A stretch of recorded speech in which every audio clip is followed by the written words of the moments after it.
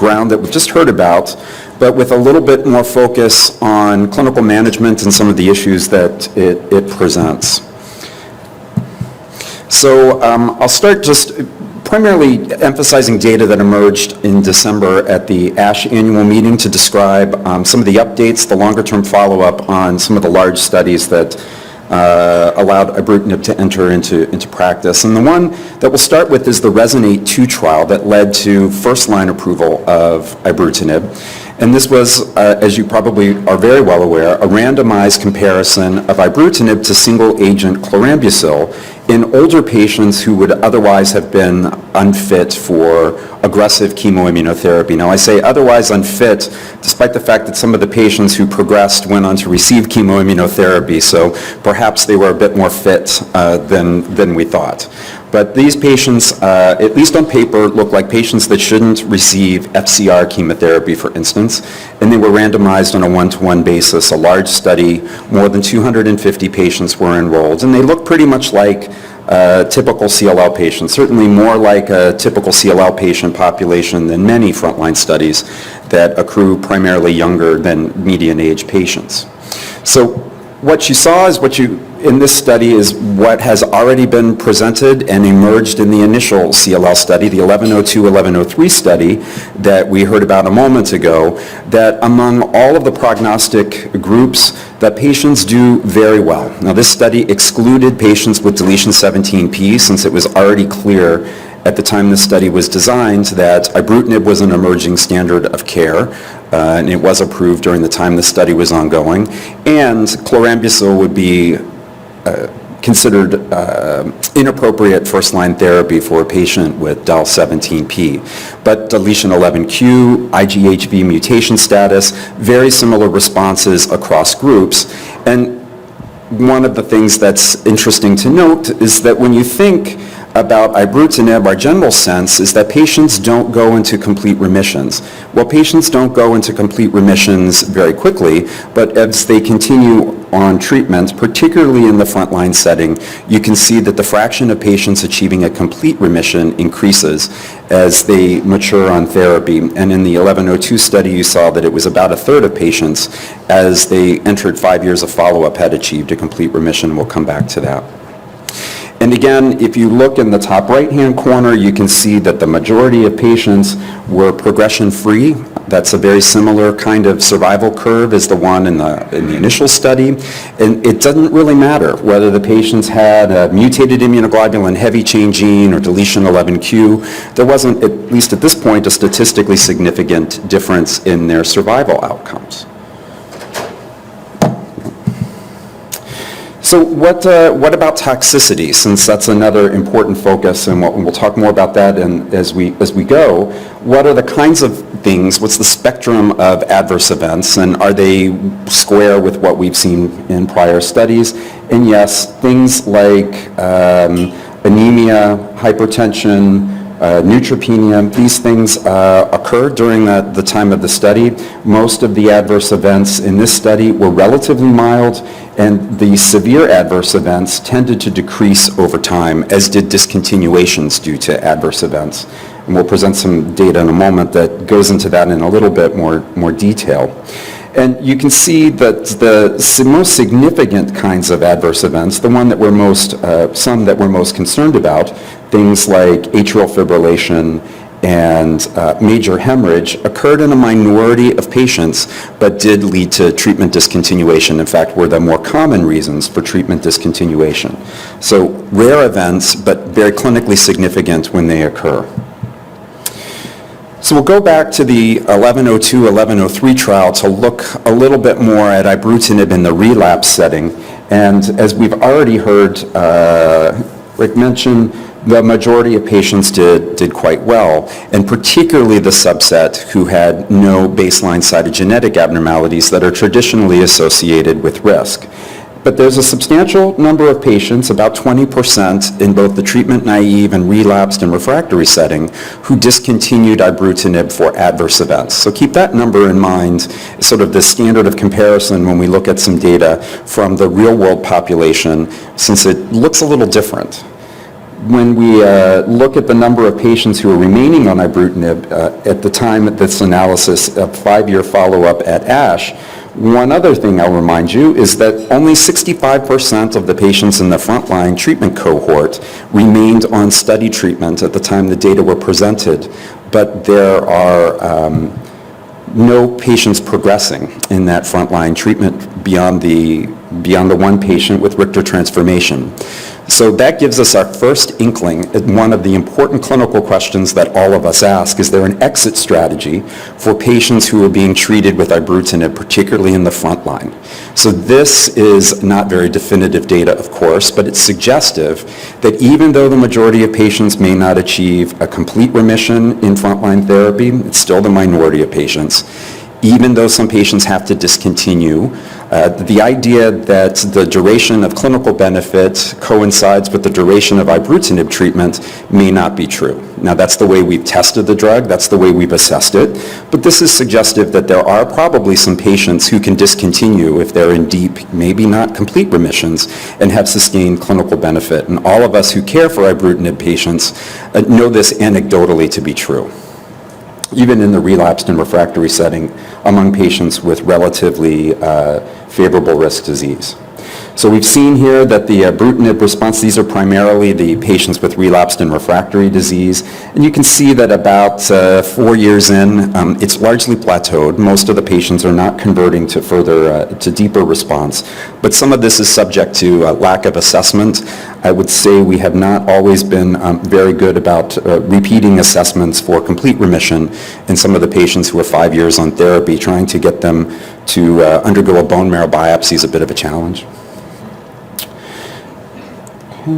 So we've already talked about this. I won't dwell on it, except for the idea that we've already heard about in the bottom right-hand corner, which is the place in therapy for ibrutinib and the idea that we're changing the natural history of disease with earlier application of biological therapy.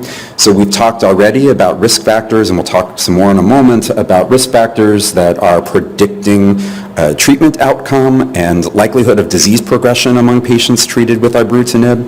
And what this suggests is that we may have to rethink that model again as the patients are being treated in the front line with ibrutinib rather than chemotherapy. So whether or not all of these factors that we are interested in assessing will continue to matter is not clear. Very unclear.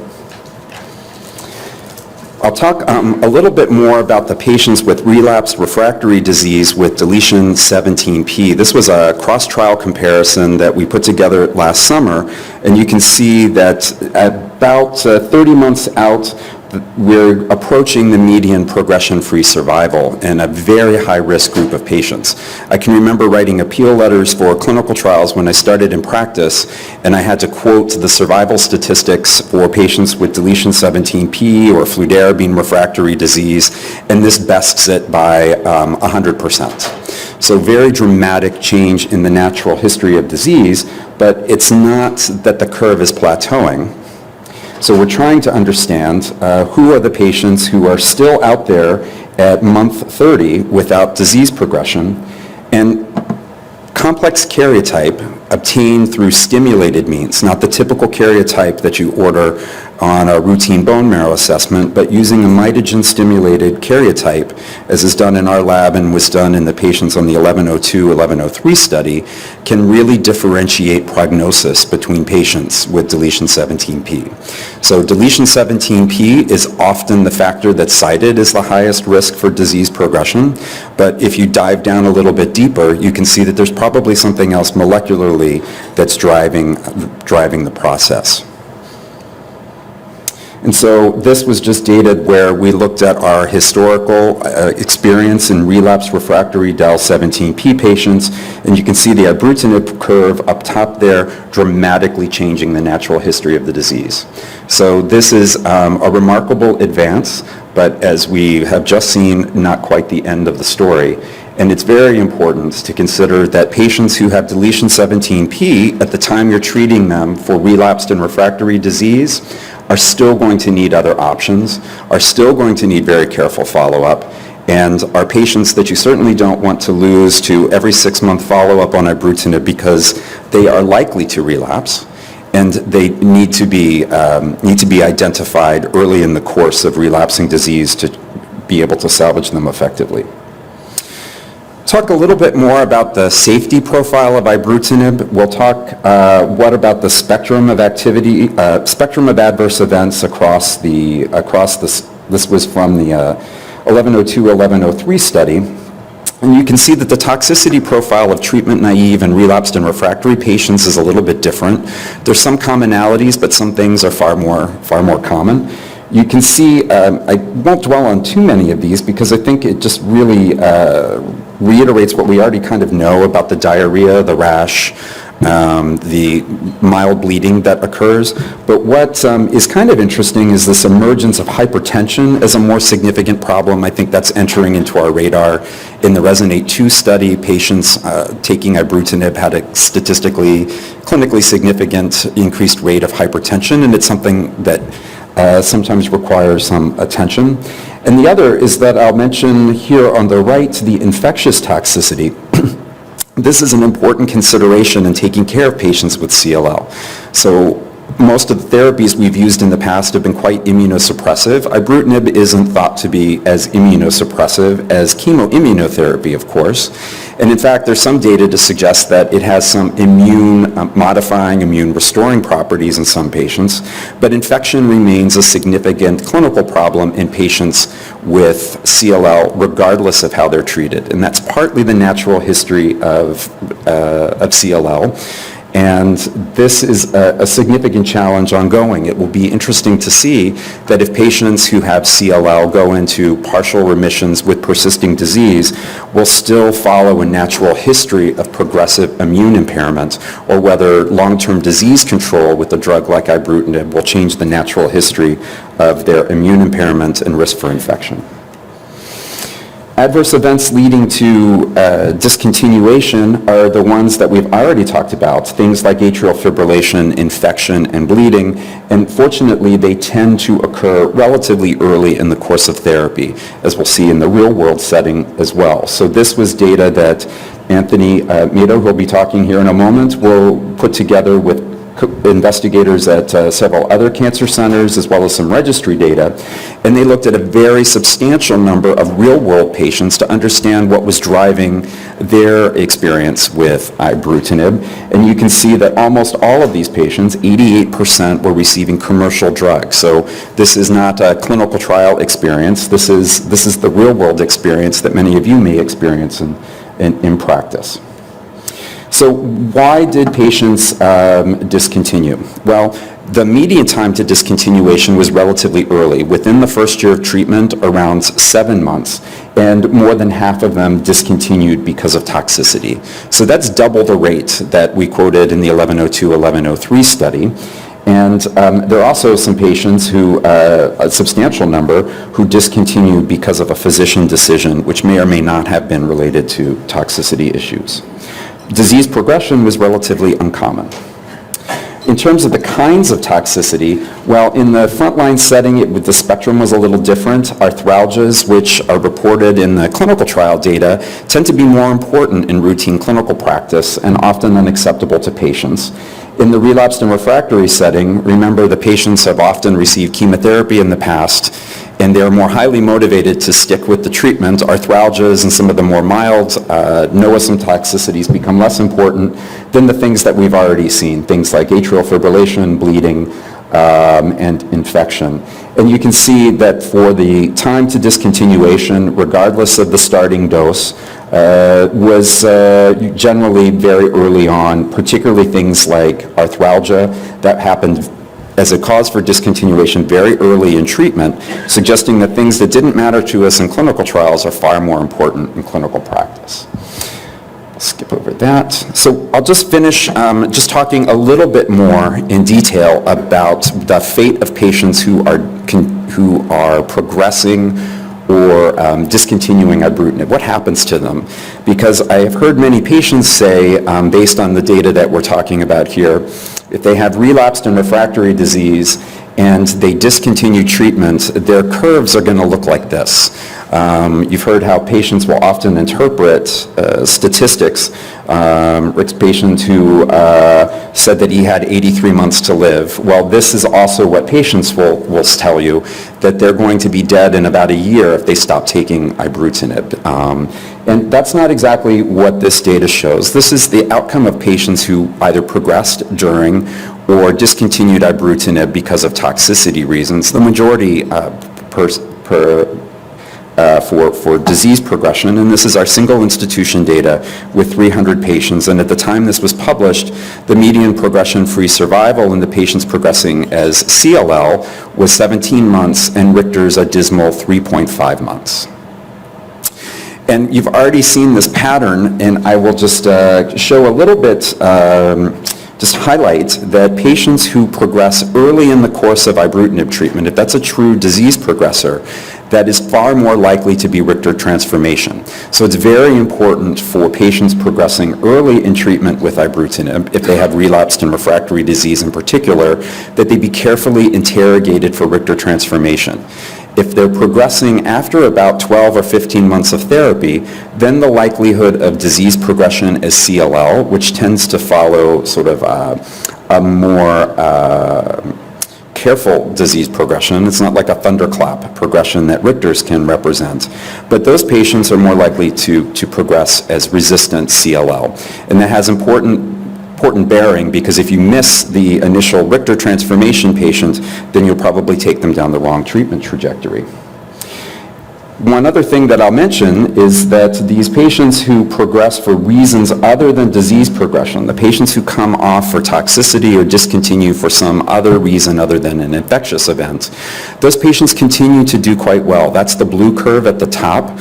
So we feel relatively comfortable in telling our patients who have to discontinue because of toxicity that they needn't fear that they are going to suffer some terrible outcome as compared to the patients who are progressing as CLL, and unfortunately the patients progressing as transformation. And this was data from our same series updated at ASH. When we look to try to understand how or why patients discontinued because of toxicity, this is the one factor that was most significant was age, and patients who were over the age of 80 in particular, which is not an insubstantial number of patients with CLL, were more likely to discontinue because of toxicity. So we have thought that many of our new treatments are better tolerated in older patients, but older patients over the age of 80 continue to have challenges, even with drugs as well tolerated as Ibrutinib. If we look at this group of patients who are progressing because of, who are discontinuing because of progression, complex karyotype far and away the most important risk factor for their outcome.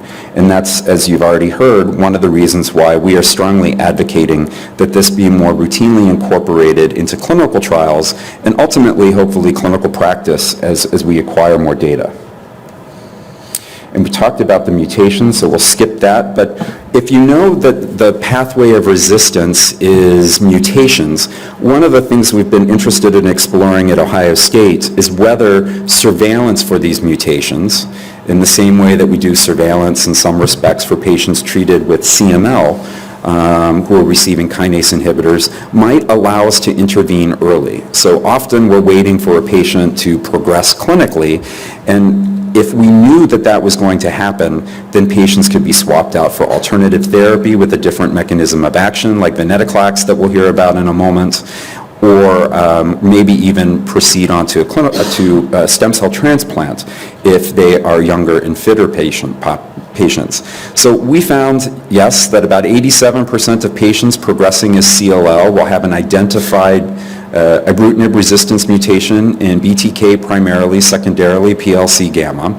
And as we looked back in a series of patients for whom we did surveillance testing prior to clinical relapse, we could see that the majority of them had a mutation that could be detected in the laboratory, but anticipated disease progression.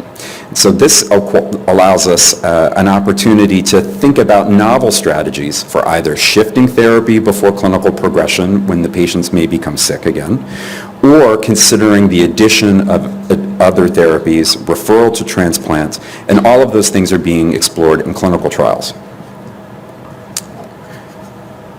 I'll just finish that we've talked about some clinical risk models. We talked about the standard Benai and Ray staging classification. You will have heard about the CLL